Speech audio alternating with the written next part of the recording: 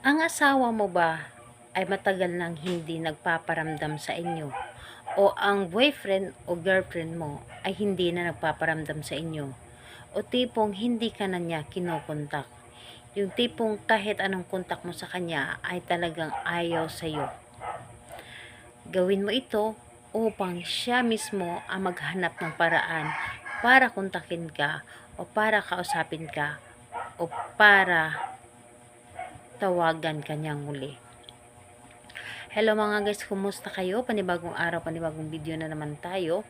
And sa araw na ito, ay isa na namang video ang aking ituturo sa inyo na simpleng gabay o simpleng pamamaraan na makakatulong sa atin. At bago ang lahat, gusto ko lang mag-disclaimer sa mga taong hindi naniniwala at hindi gusto ang mga kagaya nitong video.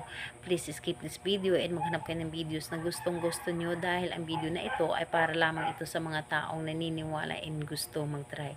Sa lahat po ng mga nagko-comment dito sa aking video, dito sa loob ng aking channel, mag-ingat sa lahat ng mga nagre-reply sa inyo na dinadala kayo sa kanilang WhatsApp in Imo app upang makaiwas po tayo sa scam.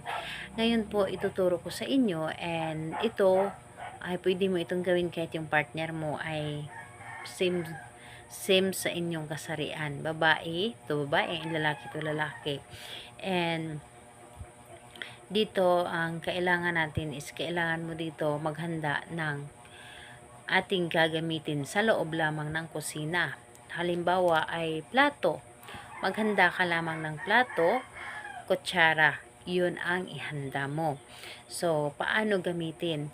Kailangan mo i-ready lamang ang inyong sarili and alam mo sa inyong sarili na gustong-gusto mo itong gawin and buo ang inyong loob sa paggawa dito.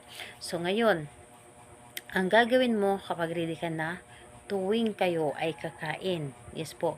Tuwing kayo ay kakain sa umagahan, sa tanghalian, sa hapunan. Ang gagawin po ninyo, tuwing kayo ay nagre-ready ng plato at kutsara.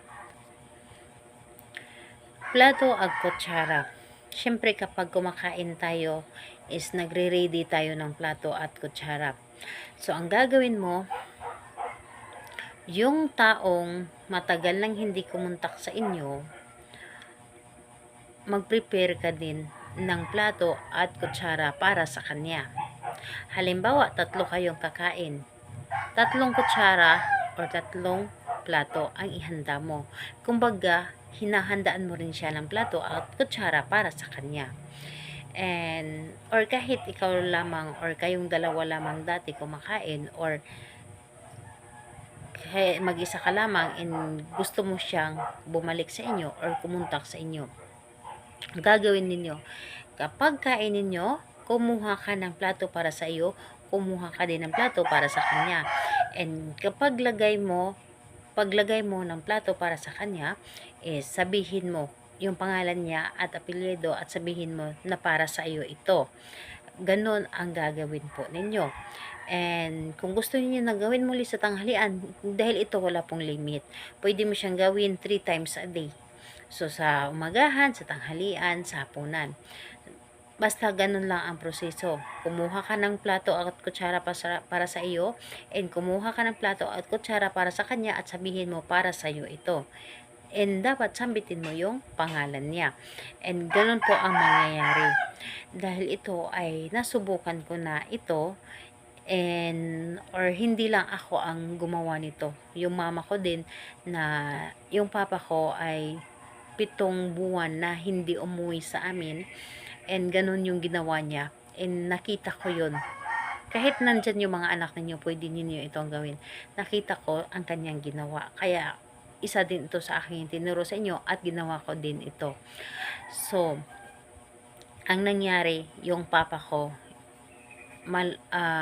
hindi daw siya mapakali at yung isip niya nasa amin lamang, dahil hindi lamang siya makakauwi dahil sa trabaho niya na hindi siya payagan na umuwi, kaya yung isip niya ay nandito lang sa amin palagi.